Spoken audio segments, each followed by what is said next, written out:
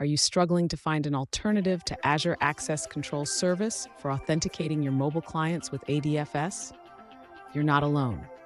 Today, we're diving into this challenge and exploring some effective solutions. I completely understand how frustrating it can be when a service you rely on is being discontinued.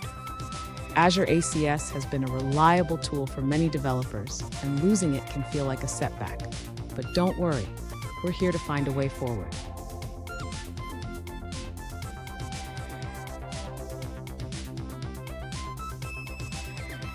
Here's the specific situation we're addressing. One user mentioned they successfully used Azure ACS to authenticate mobile clients with ADFS for their AS.NET Server app. Now, with Azure ACS being discontinued, they are looking for a way to implement similar functionality directly with ADFS. Sound familiar? Let's tackle this together. So what's the issue here? The user wants to obtain a JDT or SAML2 token directly from ADFS without relying on external services. This is crucial, especially for clients with internet restrictions. Let's break down the options. And stick around.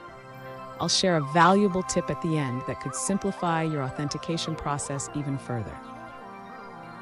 To begin implementing ADFS authentication for mobile clients, the user should first ensure that their ADFS server is properly configured to issue JSON Web Tokens, or JWTs. This is crucial for mobile applications to authenticate securely. Next, the user needs to create a new application in ADFS that supports OAuth 2.0. This will allow mobile clients to request tokens directly from ADFS. After setting up the application, the user should configure the necessary claims to be included in the JWT. This ensures that the mobile clients receive the required information upon authentication. Now the user can implement the authentication flow in their mobile applications.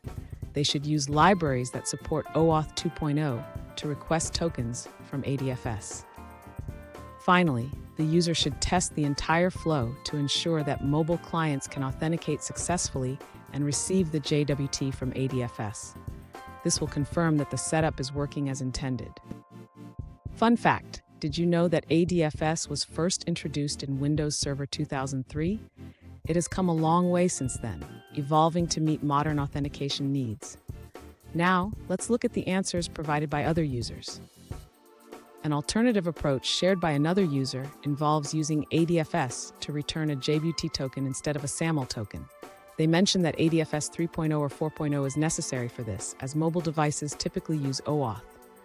To enable JWT, you can use a specific command in ADFS. If you prefer to stick with SAML tokens, another option is to use WCF, which invokes the WS-Fed active profile.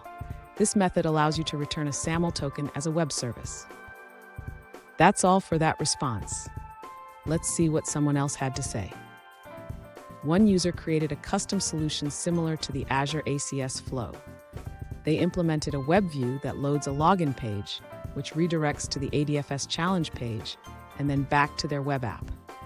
This allows the app to receive the token without handling user credentials directly. They also have direct control over the final step, allowing them to export the token via custom protocol, which simplifies implementation on iOS.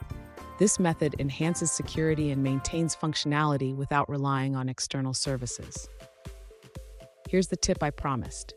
Regularly review your ADFS configuration and keep it updated. This will ensure that your authentication process remains secure and efficient. And there you have it. You now have a roadmap to implement ADFS authentication for your mobile clients without relying on external services. If you found this video helpful, please subscribe for more tips and tricks.